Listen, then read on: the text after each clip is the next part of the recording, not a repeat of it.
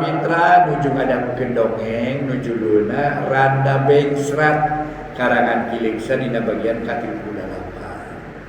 Atuh mangga ngaturkeun nuhun ulah kirang-kirangna ngapunten dina kakirangan sareng kalepatanana dina mangdugikeun ieu dongeng kirang ngugemakeun hapunten atuh kasuhun.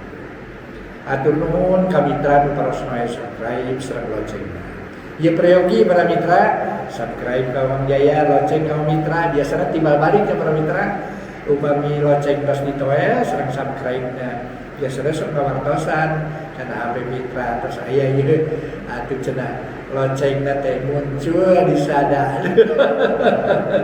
kanteun nang nong henteu para mitra neng unggul de Randa Bengsrat karangan Kiliksa dina bagian ke-38 ulah lajengkeun atuh kasugri kaum dangu di mana walinginan sami-sami ngabangun dongeng Mang Jaya sareng kru di Mang Jaya official sareng admin ngaturkeun rebunuhun laksana kaniahan mugi-mugi urang aya dina ginanjar kalujeng mangga nyangakeun wilujeng ngadangu.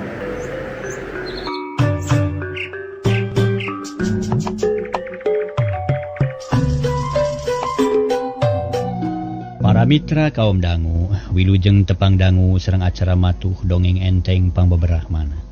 Mang Jaya sapara kanca bade neraskeun hanca dongeng nu katunda carios nyambung judulna Randa Bengsrat.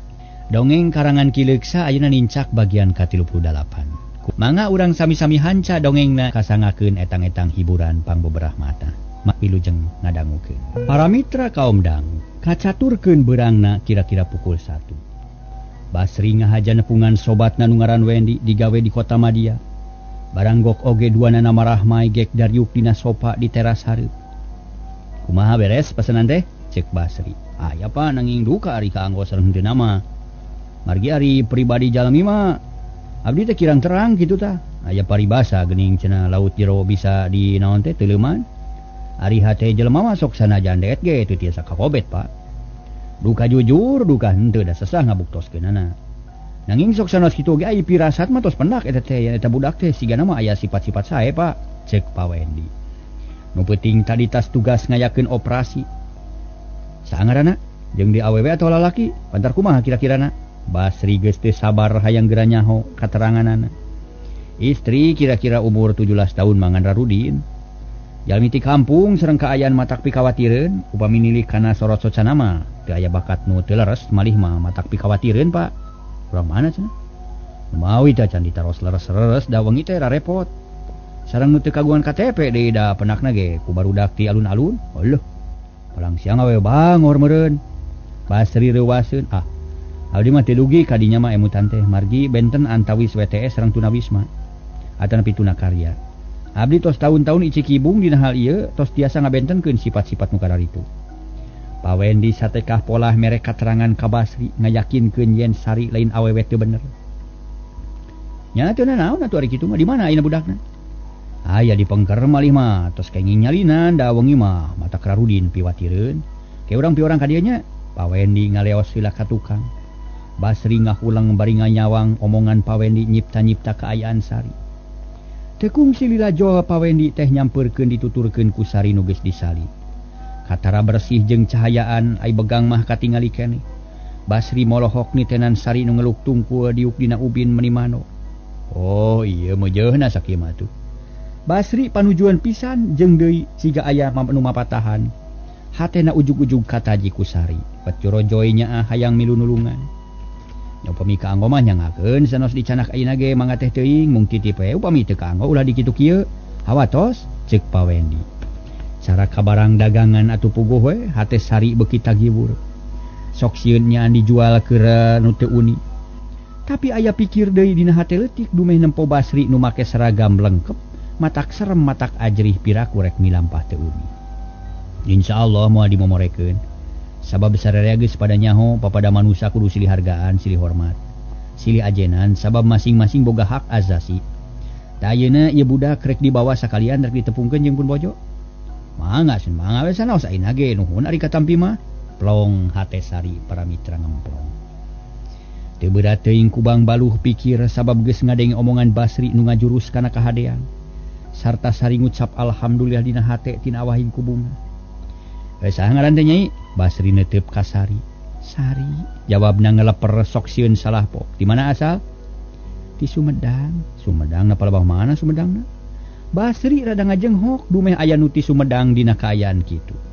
Di kota nawe nanging eta mah kapungkur da ayeuna mah tos janten urang dieu, urang Bandung. Sari usaha satekoh polah nyumputkeun asal usulna. Nya teu naon atuh. Bapak ge urang Bandung sote ayeuna bareto mah jadi urang kampung. Ari Nyai nanya yang digawe laras juragan. Geus biasa kana pagawean kasar, geus biasa nyeuseum jeung migawe urusan dapur sajena. Parantos gan. Syukur atuh ari kitu mah. Heug ku Bapak digawekeun nya.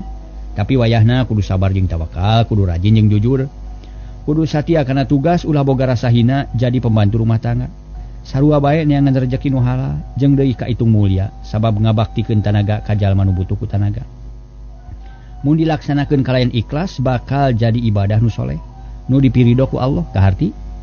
Kahartos gan hatur nuhun kana piwejangna. Sari Bunga gede hate. Ngadenge kitu mah sabab omongan Sari keuna pisan kana sasaran. Memang kitu tujuan Sari oge. Yo ayeuna mah urang ka imah Bapak rek munjungan ka Pawendi amitan heula bari nganuhunkeun. Sari teu talangke para mitra sadaya manehna madep ka Pawendi.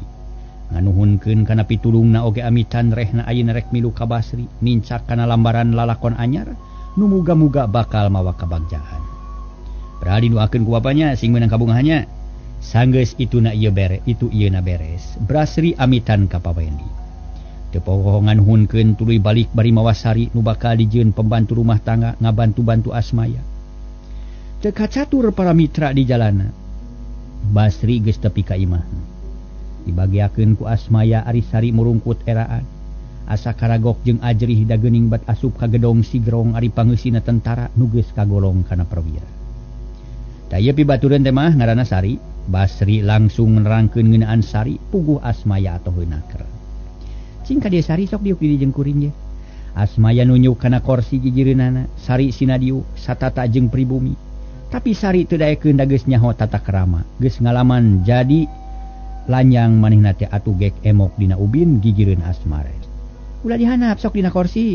Dipaksa-paksa teuing mah Sari ge pindah kana kursi. Ngan mending ngadareg-deg sieun disebut culangung, cucungah kadunungan atuh ngeluk we diukna bakat ku era jeung ajri. Sari nanya yang digawe laras juragan. Syukur ari nya mah. Kaina ulah asa-asanya langsung we digawe. Da memang ari loba pagawean mangan sameme kuring rek amanat. Di dieu mah ulah belikan, ulah pundungan jeung ulah jantungeun. Mun aya nu teu ngarti tanyakeun. Aya kahayang nyarita, aya naon-naon kudu buru-buru laporan. Ngeunaan pagawean nu geus nyaho ulah kudu dititah deui. Sing hidang sing singer sing sonagar. Tapi sopan ari pagawean nu beratna mah ukur nyeuseeuh jeung istrika. Ditambah ku ngurus budak dua, tapi budak ge geus gede moarisi kawas orok. Tas sakitu di antarana sangkan Sari apal kana tugasnya. Asmaya neuteup hatena Bunga sabab sareretan ge ujug-ujug simpati ka Sari nu memang pikarunyan. Sejadi estokeun pisan gan hatur nuhun kana piwejangna. Syukur atuh hayu tuturkeun kuring.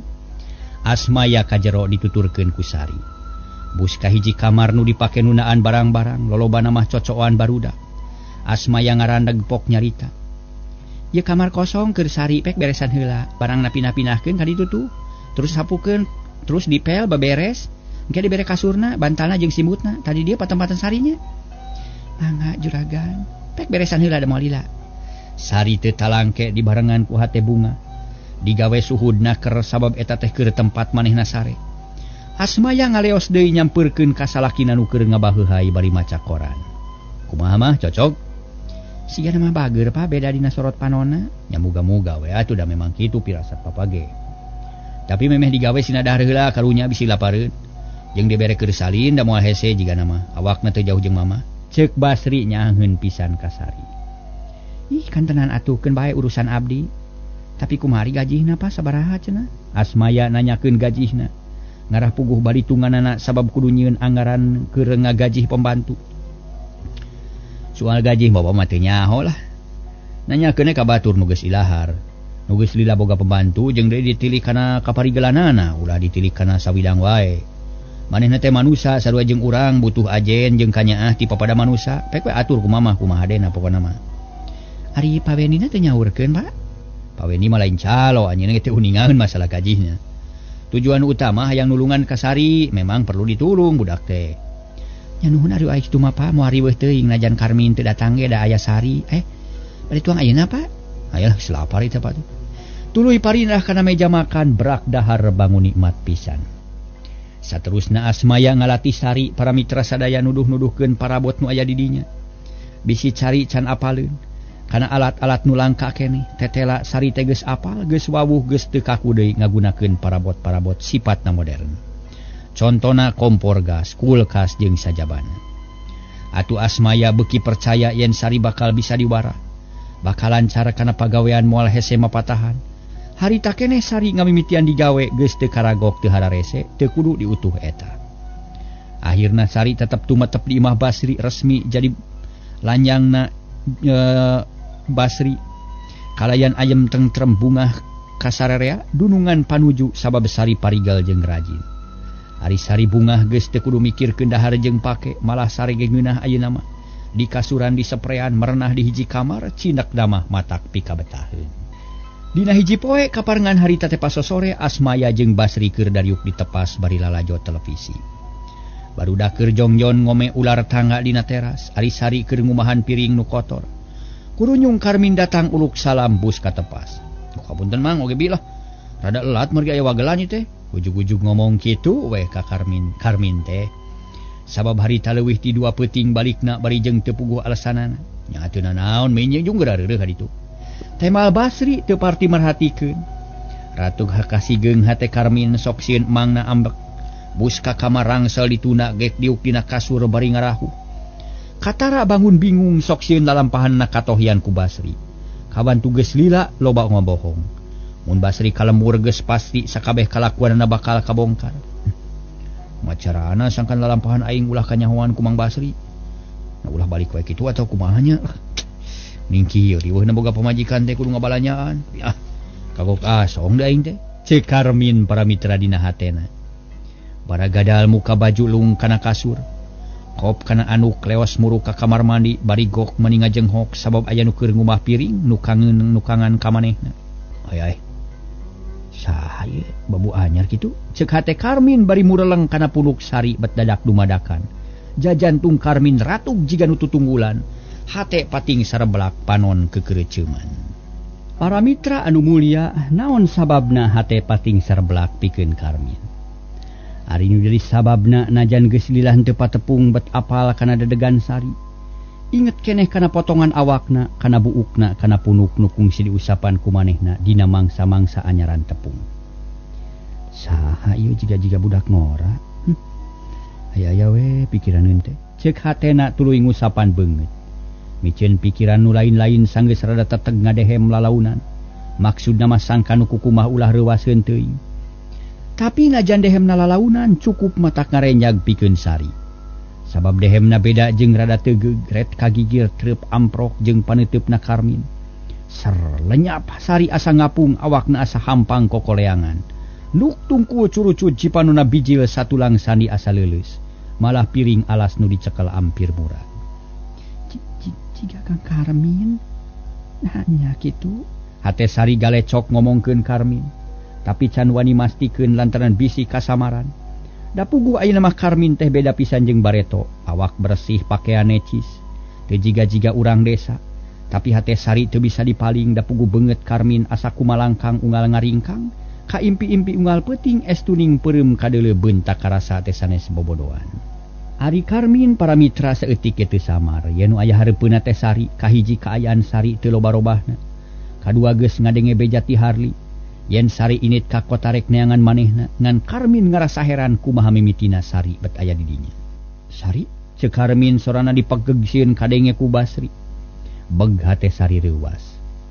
Siga nununutan kagebah tuluy cengkat lalaunan beungeut sepak cipanon ngarenclong. Jajantung rateug neuteub ka Karmin nu sarua keur melong ka manehna. Dua panon bantrok geus teu bisa dicegah deui matak surser kana jajantung matak ratug tutunggulan. Abdi pun Sari, pokna Sari can mere jalan, pikeun nuluykeun omongan Karmin. Sari boga anggapan nu nyebutkeun ngaran manehna teh salah saurang kulawarga Basri dununganana. Sari poho deui ka Akang, Karmin deku lalaunan. Panon mureleng kana beungeut Sari hayang sidi. Sari teu puguh cabak jungsur sareng teu puguh rasa. Sari, nabat aya di dieu. Akang moal poho Sari teh urang Campaka, putra Pak Ading nu ngahaja ka Bandung neangan Akang. Tapi kunaon bet cicing bae, piraku poho deui ka Akang? Cek Karmin geus teu asa-asa deui. Ngabudalkeun eusi hatelat poho kana kakeuheu jeung kaceuceub nu kungsi nyayang dina hatena. Kang Karmin abdi teh teu lepat ningal. Deui teh leres Kang Karmin putra Mang Seno. Buah hate abdi siang wengi. Sari neuteub leungeun ngaleper jajantung ratu. Karmin teu buru-buru ngajawab gep leungeunna nyekel pigeulang Sari. Geterna hate karasa ngocor mapai getih. Asa nyetrum kana jajantung Sari namahan kayakinan. Yen nu aya hareupeuna teh memang Karmin nu keur diteangan. Ulah mamang memang bener Akang teh Karmin. Akang nyaho Sari geus lila di Bandung neangan Akang. Hampura we Sari. Kang Karmin. Sari haros-hos ti koro nyelek ku piceurikeun. Tapi satekah polah ditahan akhirna nyelek kana angen. Asa seueur damun kongang hayang ngabekaskeun angen-angen. Hayang ceurik ngabudalkeun rarasaan, perasaan da puguh ku carita mah teu kaduga. Loba teuing picaritaeun, loba teuing lalakon nu hayang dibudalkeun ka Karmin buah hatena. Jep sajongjongan mah jempling duanana pahulang-hulang nganteur sawangan hate sewang-sewangan. Ngumarem lamunan malih ka alam ka tukang bruh breh naremongan asa atra hareupeunana asa cikeneh karek karanapan. Lila-lila Sari sadar manehna aya di lemur batur, aya di imah batur. Nu sagala rupana keur uger ku aturan jeung tata krama kasopanan. Gancang cengkat baripok nyarita haros-hos kene. Kang Karmin, abdi teh lanjang kirang sae kikihan sareng dunungan. Abdi mah isin bilih kapan aku juragan istri atanapi ku juragan pameget. Cek Sari bari tuluy ngaragamang kana piring kotor, rek nuluykeun pagawean. Bener Sari nu boga imah ulah terangeun. Urang api-api teu wawuh nya. Si matak jadi nanaon pek tuluykeun digawe wayahna nya sing sabarnya Akang rek mandi heula nya. Sari teu nemalan deui hatena kebeku kabunga. Lantaran geus bisa tepung jeung nu diteangan hanya kala betepung dina kaayaan kitu. Sasat beda martabat, asa aya nu ngahalangan, da cacakan mun geus lila mah digawena, tangtu ngajak balik ka Karmin ngajak ka lembur pikeun ngahadap ka bale nyungcung. Karmin asup ka kamar mandi. Memeha brus ngalamun heula pangalaman nu geus kaliwat nemongan deui. Bruh breh pilih genti ngagoda kana pikiran. Kamar ni mah teu inget seetik-etik acan lantaran jiwana dipangaruhan ku pangalaman nu leuwih ti heula jeung Sari. Teu nya nabet bisa tepung di dieu na kumaha mimitina atunya. Bet ujug-ujug aya di dieu we Sari teh. Tapi kersaning nu maha kawasa mere bungah ka hate aing. Sangkan tepung jeung Sari. Sari bagja temen urang bisa patepung. Cek hate Karmin tuluy noong kaluar. Nempo Sari nu keur jongjon digawe, terus Karmin mandi ngusai bebersih siga nu rek dikawinkeun. Sanggeus bebersih tuluy ka kamarna disalin ku pakean nu bersih. Serog ka hareupeun Basri milu ngariung lalajot TV. Mang geuning aya pada amal saat teh Mang. Karmin api-api canyaho. Ari jajantung bet jadi ratu. Nya min kapaksa Mang teh neangan pagawe keur ngabantu-bantu ibi-ibi maneh. Sabab loba pagawean nu teu kacabak, tadi nama Mang teh ngandalkeun maneh, tapi ayeuna mah teu bisa diandalkeun maneh teh geuning. Bet mineng balik maneh teh, ceuk Basri bari ngareret ka Karmin. Puguh Karmin rada kasigeung hatena era pacampur jeung sieun bisi kalakuanana katohyan ku Basri. Punten emang da kumaha atuh abdi teh seueur kaperyogian Mang. Oh pangabutuh mah aya, tapi sing inget sakali balik moal cukup ku 2000 perak. Ku ongkos ge beak ayeuna bandingkeun jeung cicing. Ongkos teh bisa digunakeun keur pangabutuh sejen, keur nambahan biaya dina neangan pagawean. Karmin teu nemalan memang kaharti ku manehna oge. Balik teh meakeun duit jeung tara cukup ku 5 atawa 6.000. Da kudu we walasan 1.000 malantaran boga pamajikan. Lain ulah balik min, tapi ulah minang teuing, kahiji sing karunya ka ibi, kaduana sing karunya ka kolot. Eueuh nu penting pisan mah teu kudu minang penting balik bari nagerek naon atuh, ceuk Asmaya milu nyarita. Atuh beuki murengked we hati Karmin sabab kalah diomongan ku mangna jeung ku bibina. Ari tadi aya perlu naon deui min? Ceuk Basri leuleuy. Usan abdi pribadi Mang ieu mah teu aya patalina sareng pun bapa eta nempangan sobat nu palai ngiring padamel ngadamel. Margi sami sareng abdi nganggur keneh. Ceuk Karmin teu beak keur piekoleun. Ulah wae kamikiran batur barina oge, pikiran mah diri pribadi we, engke mun urang geus merenah teu naon-naon ngurus batur oge.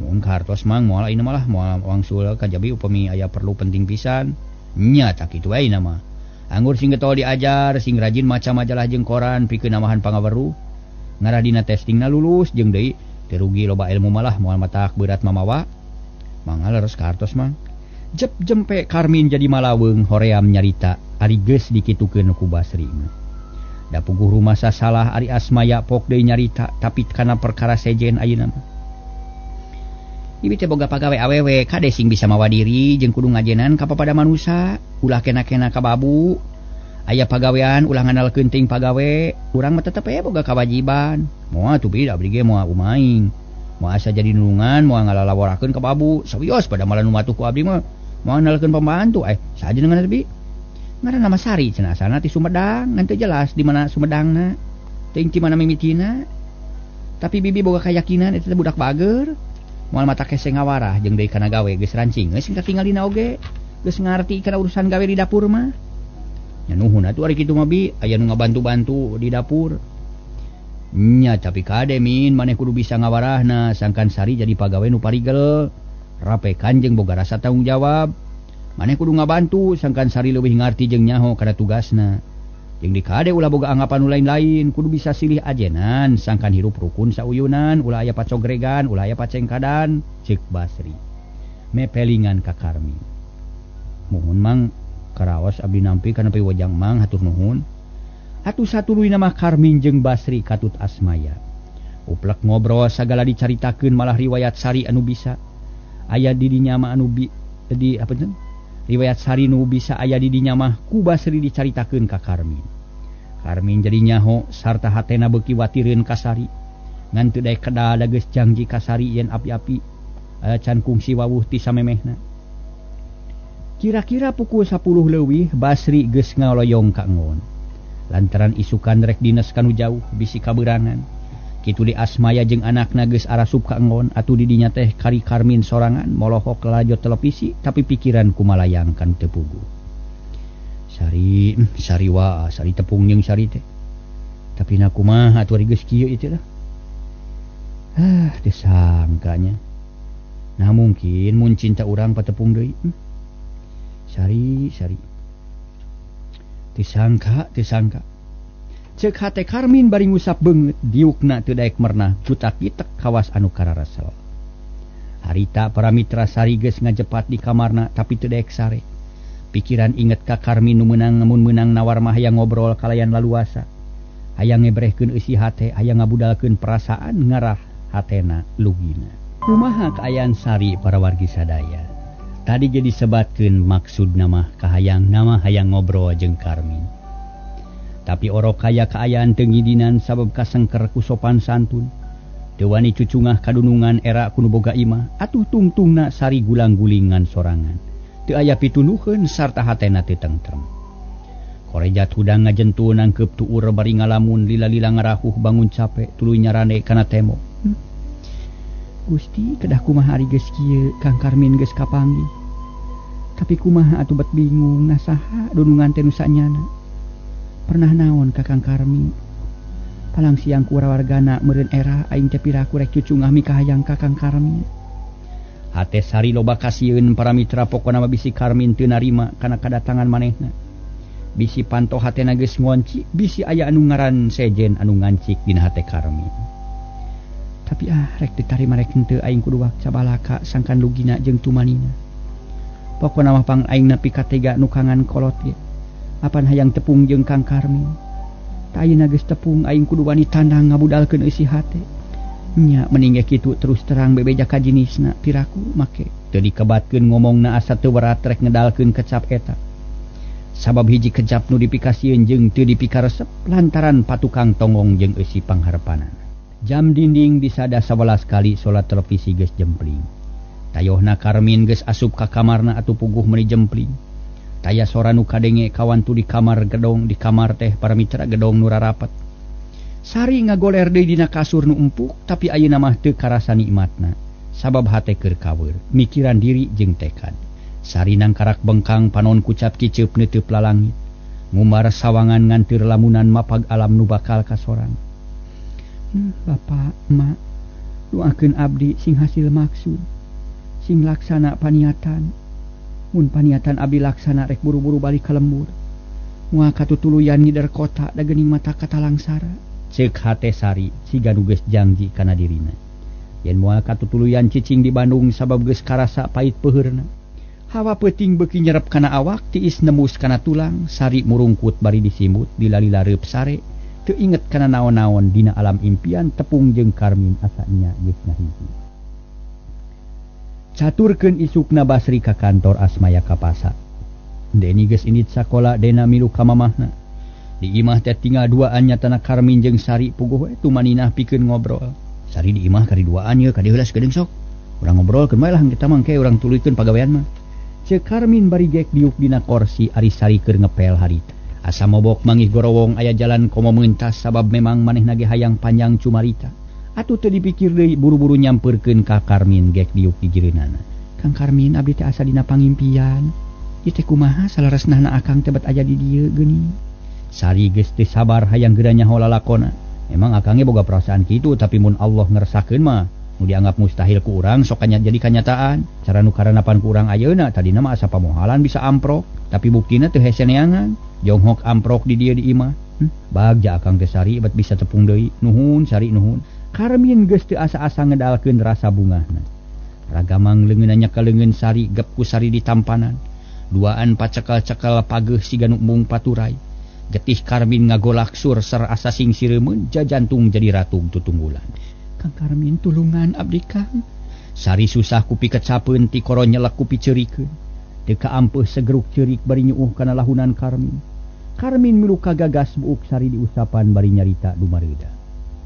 Kang nyaho naon nu geus kaalaman ku Sari hampura akang teh teu bisa nulungan. Tapi ka Sari ngalaman kieu tapi ulah leutik hate. Ku akang pasti dijait sing gede hate Sari. Keun nu geus mah geus teu kudu dipake sedih. Da geus puguh kaalaman moal bisa dibalikan deui.